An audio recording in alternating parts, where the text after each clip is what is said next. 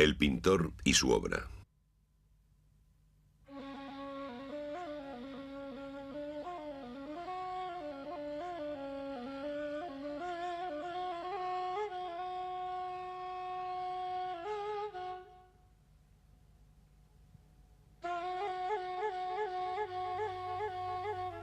Los jardines del paraíso. Hamseish o los 5 libros de Nesami, siglo XI. Manuscrito persa, Ispahan, 1619-1624. Biblioteca Nacional de Francia.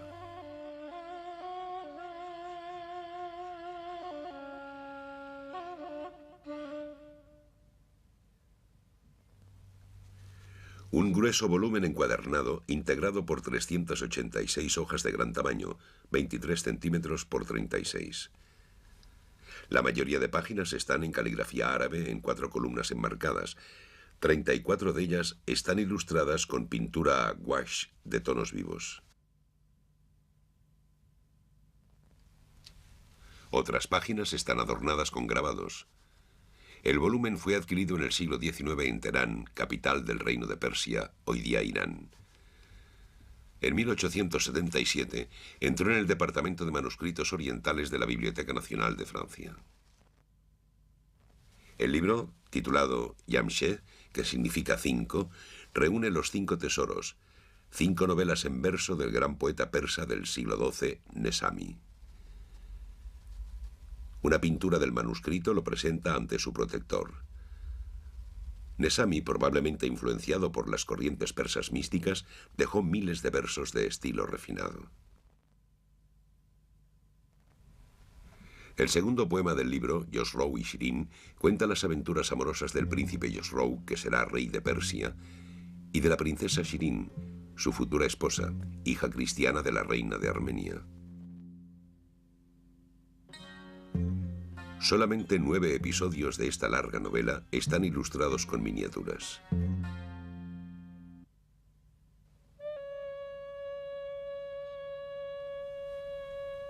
Shirin sale en búsqueda del príncipe montando su caballo negro Shabdish. Hace un alto en el camino y se baña en un manantial. Yosrou la ve por primera vez. Ambos se persiguen sin encontrarse. Tiempo después, Yosrou, ya rey, fue expulsado del trono por el usurpador Bahram. Se aloja en el palacio de Shirin y pasa muchos días con ella. Ella le ama, pero se resiste.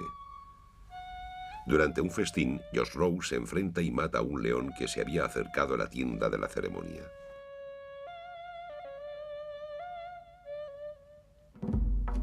Shirin se ha refugiado en Bizancio.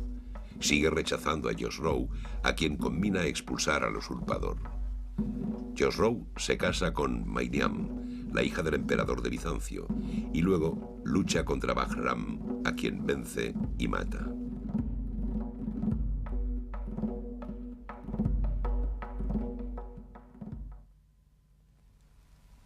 Yosrou echa de menos a Shirin y la envía a buscar. Shirin se ha convertido en reina de Armenia. Se niega a venir. Visita al arquitecto Farad, que ha construido en la montaña un canal y un estanque que se llena con leche de oveja. El arquitecto está enamorado de Shirin.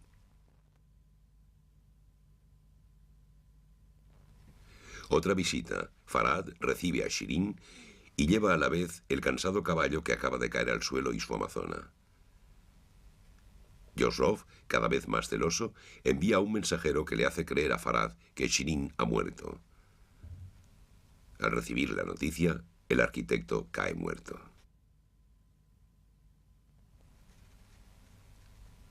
Mariam ha muerto y Yosrou se casa en Ispahan con la hermosa Shakar.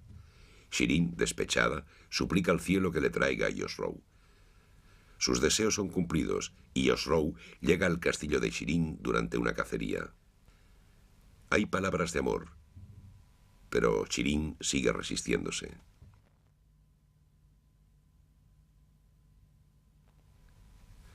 Gran recepción. Un músico canta a Shirin y otro a Yosrou. Por fin, Shirin acaba aceptando el matrimonio.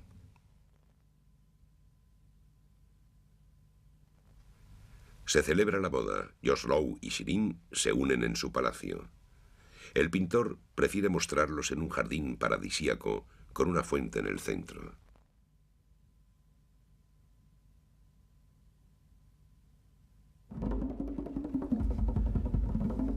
Yosrou es asesinado por Shiroye, el hijo que tuvo con Mariam, mientras duerme al lado de Shirin. Shirin repele el ataque de Shiroye y se apuñala durante los funerales del rey.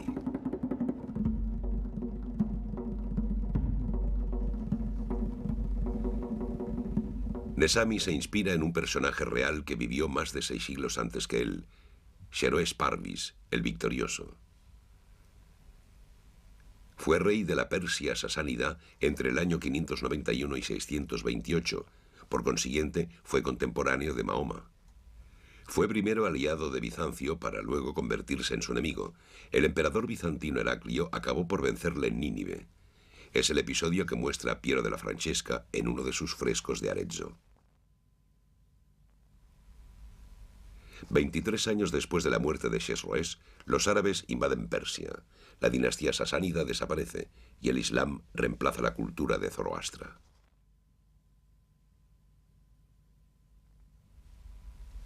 El Islam se había impuesto en Arabia a partir del año 622, oponiéndose al culto de los ídolos y preconizando un monoteísmo estricto.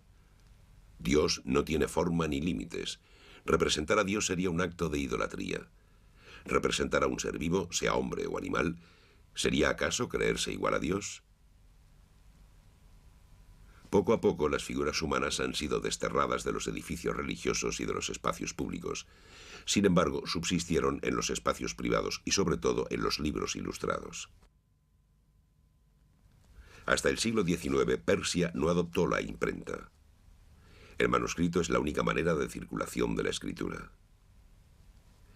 El taller biblioteca de Shah reunía o fabricaba copias del Corán, crónicas, libros con imágenes e incluso tratados eruditos.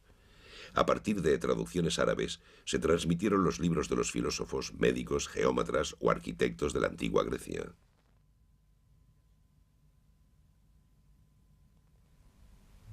En la biblioteca figuran también los grandes clásicos de la literatura persa, que podían existir en muchas versiones.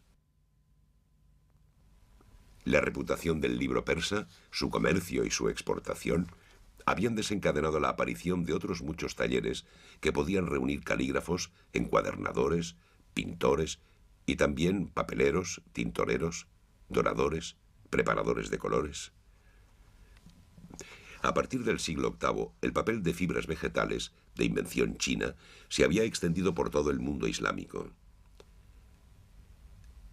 El papel del manuscrito es un verger, tal vez importado de la India, y plegado en cuadernos de 16 páginas. El artífice principal decidía el mastar, una hoja de cartón o de madera en la que se ponían hilos de seda. Se colocaban debajo de la hoja de papel y se frotaba para que un ligero trazo de hilos se imprimiera en relieve sobre la página. El mastar determinaba la pauta, espacio de las líneas, de las columnas, márgenes, grabados y hasta ilustraciones. Textos e imágenes eran a veces dispuestos sobre papeles decorados con chapa de estarcir, teñidos o jaspeados o incluso con oro esparcido. El manuscrito se preparaba esparciendo oro muy fino.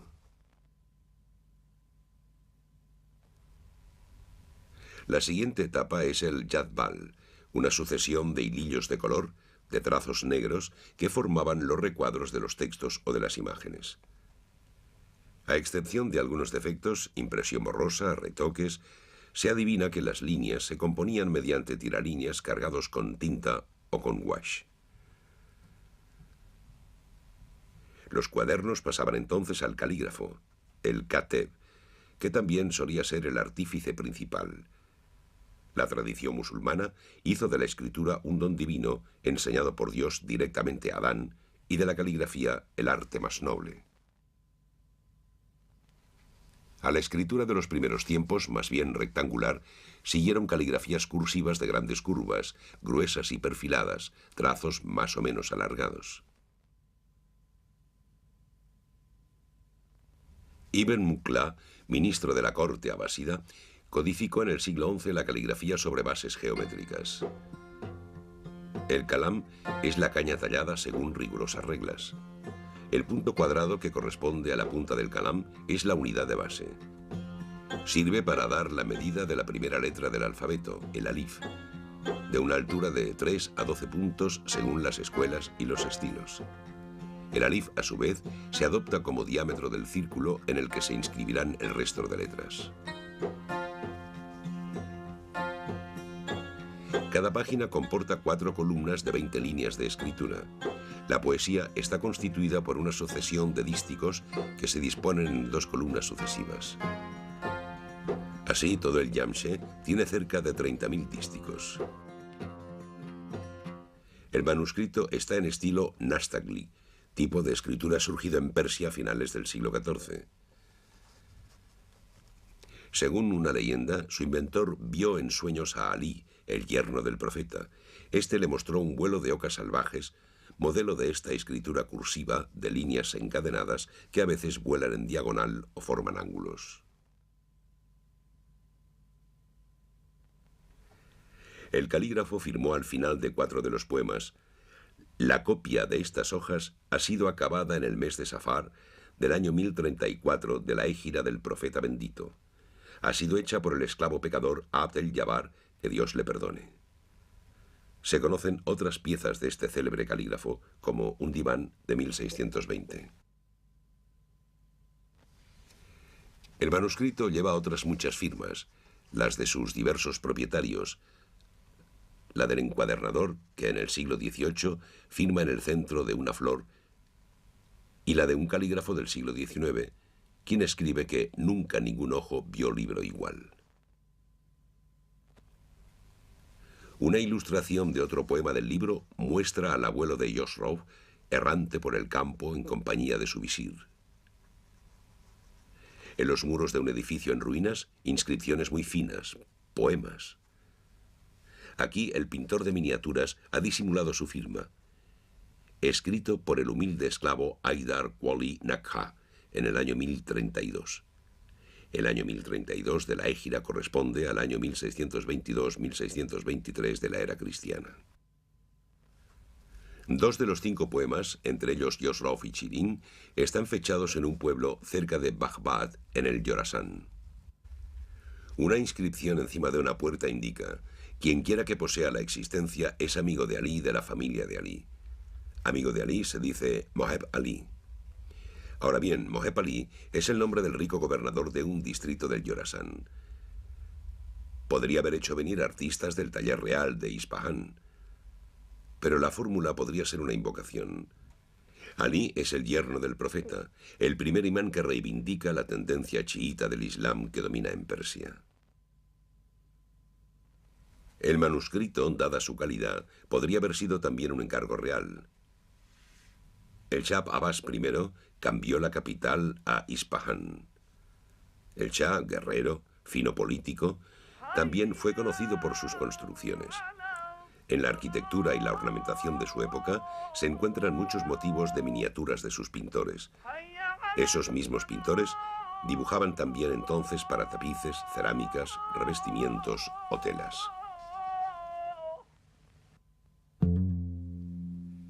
Las imágenes del manuscrito tienen una altura de unos 22 centímetros.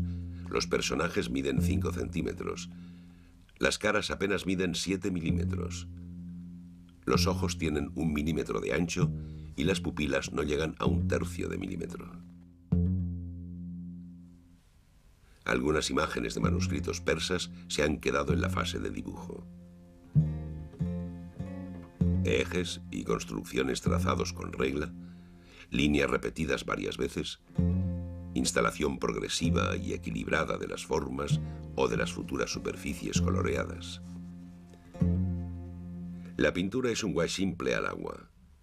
La goma arábiga es la argamasa principal. La mayoría de pigmentos son comunes a toda la cuenca mediterránea desde la antigüedad. blanco de albayalde, amarillos de oro pimente, de ocre amarillo o de azafrán, naranjas de minio, de rejalgar o de cinabrio, lacas rojas vegetales o extractos de cochinilla, lapislázuli proveniente de las montañas de Badakhshan, azurita y añil. Los verdes se obtenían mezclando añil y oro pimente.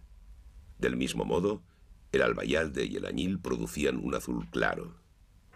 El albayalde y el minio producían la rosa de la carne, lapislázulis, cinabrio y laca el violeta.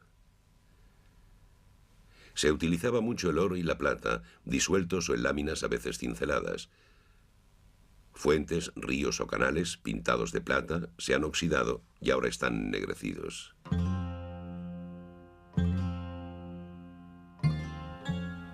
Algunos desconchones dejan ver las capas de debajo y prueban que el pintor realizaba los fondos con colores lisos claros. Sobre estos fondos aplicaba luego el color.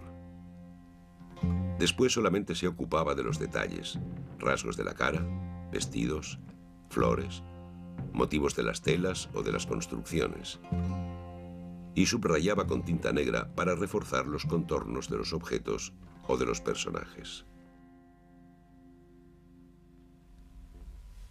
Para algunos motivos minúsculos muy repetidos pasaban horas y horas. Una ilustración podía llevar meses de trabajo. A los artistas les gustaba probar su virtuosismo con pinceles muy finos, de ahí la abundancia de cabellos o de largos bigotes representados pelo por pelo, sombreros de plumas, telas o tapices con delicados motivos. Varias imágenes nos muestran la postura de los miniaturistas y calígrafos trabajando. Cuando se acababa de pintar y la pintura estaba seca, se pulía delicadamente hasta que estaba lisa y brillante como el esmalte. El color solía ser arbitrario. El pintor buscaba sobre todo plasmar una gran diversidad de tonos, pero no representar los matices del mundo real. Así, en la escena de la fuente, el cielo está pintado de oro, y por debajo hay una veintena de colores.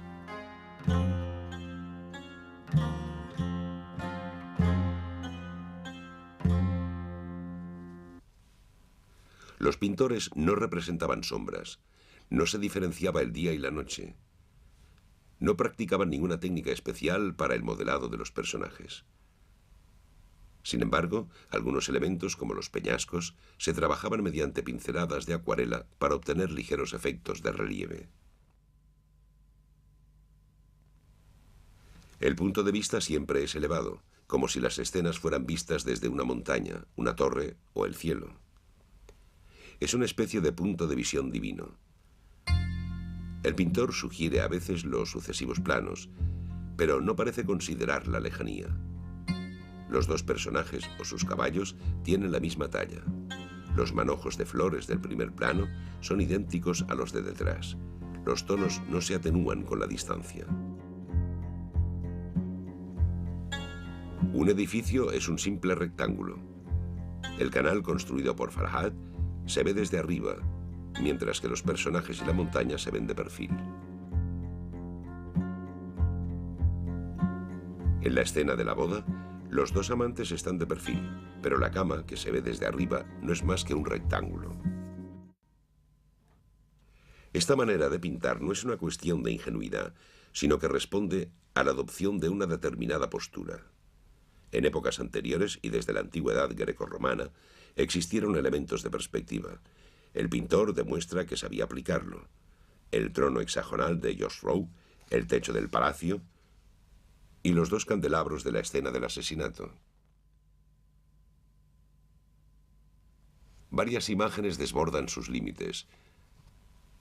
Esta paradójica abertura del recuadro se ha convertido en una representación clásica de la miniatura persa.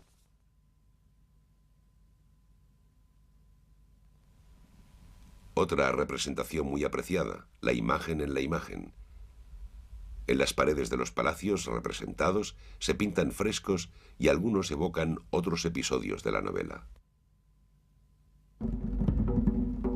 Las escenas guerreras recuerdan tal vez los grandes bajorrelieves rupestres de Taki Bostan que cuentan cacerías y batallas de Khosrow, pero el pintor los traspasa a su siglo. Los caballos tienen estribos. Los vestidos corresponden a principios del siglo XVII. Los gestos del combate son fieles. Los pastores llevan tocados de la época. En la escena del león, los cortesanos llevan el sombrero según la moda de la corte del Shah Abbas I. En cambio, muchos detalles son tratados de manera poco naturalista. Es el caso de las nubes pintadas como pavesas, al igual que los pintores chinos.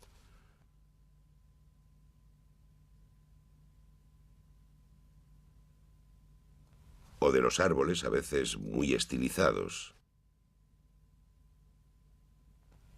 Por último, los personajes, como en las imágenes bizantinas medievales, no están diferenciados. Apenas se identifica a Khosrow en medio de sus cortesanos,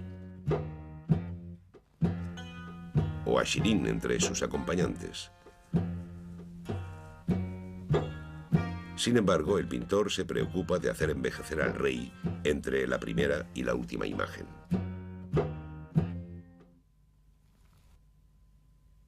En Persia, al igual que en otros países islamizados, las prohibiciones nunca fueron absolutas. Para evitar los hadith, los principios religiosos derivados de las palabras del profeta, los pintores inventaron poco a poco un mundo imaginario. Los colores puros y arbitrarios, la ausencia de sombras, el modelado, la perspectiva, las construcciones reducidas a formas geométricas recuerdan sin cesar lo inverosímil de ese mundo pintado. Si la representación no es realista, ¿cómo podría infringir las prohibiciones? El propio recuadro abierto es una especie de interrogante. ¿Podrían los personajes y las formas del mundo representado pasar al mundo real? ¿Podrían salir del libro como hacen los genios buenos y malos de los cuentos? Esos márgenes son, pues, la prueba de que existen dos mundos, el real y el de la representación. Sin embargo, algunas prohibiciones se imponen con vigor, sobre todo en Persia. A partir del siglo XVI se tapa la figura del profeta. En el manuscrito se muestra 3 veces el Meray de Mahoma, su ascensión nocturna al cielo, precedido por el ángel Gabriel. Unos velos tapan las dos caras. En los territorios conquistados por el Islam hubo a menudo periodos iconoclastas, rostros de las estatuas martillados, cabezas decapitadas con un trazo de plumas sobre las miniaturas. El manuscrito fue preservado de esos ataques. Solo un acceso de mojigatería en una época indescifrable retocó la escena de la boda. Las partes del cuerpo desnudas de los dos amantes fueron emborronadas, quizás con la punta del dedo mojado de saliva.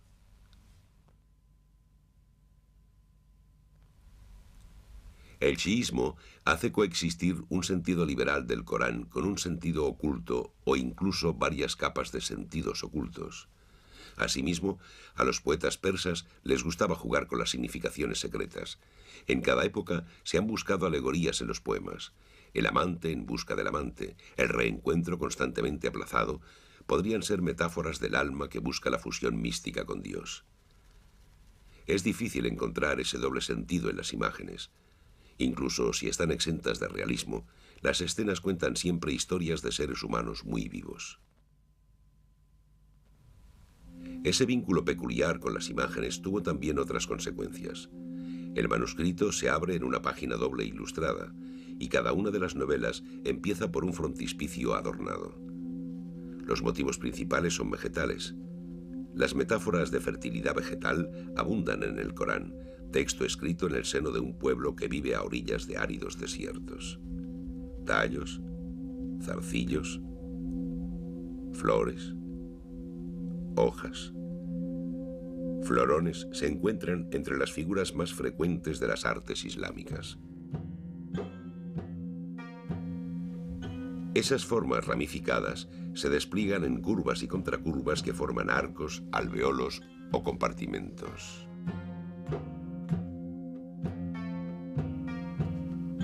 Y esa compartimentación se repite a su vez en simetría paralela o invertida hasta componer grandes conjuntos en tapices de efectos ópticos sorprendentes.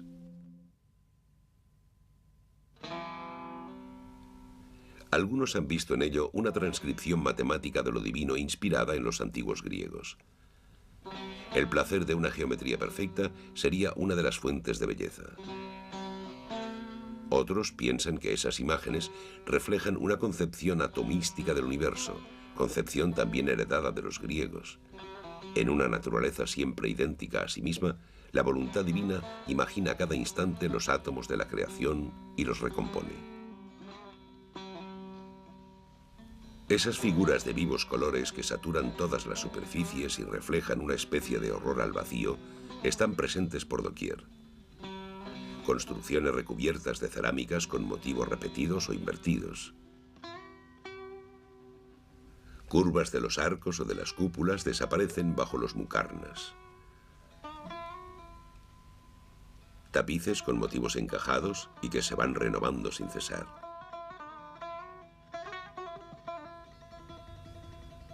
Espirales, lazos y arabescos de ese mundo vegetal sobrenatural proporcionan la última clave de esa variación gráfica. La imagen suscitada por esos proliferantes dispositivos es la del jardín. El jardín, invención persa con sus recintos protegidos, sus canales que irrigan raras esencias, sus kioscos y sus bosquecillos propicios al recogimiento, maravillan a los conquistadores árabes. Ven en él una antesala de la estancia en el Edén celestial, prometido a los creyentes para después de la muerte. El jardín paraíso está presente en todo el arte persa y en la mayoría de ilustraciones de los manuscritos.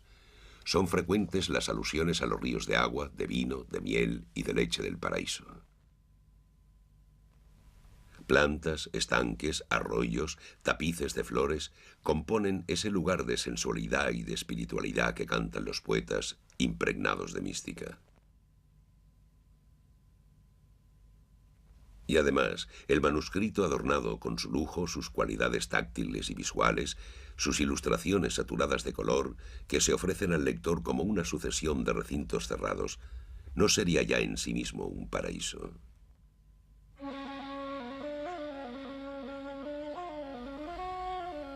Cuando ella habla, 1000 cautivadoras turbaciones, 100.000 dulces besos, sus labios lo merecen, labios de rubí, dientes puros como perlas.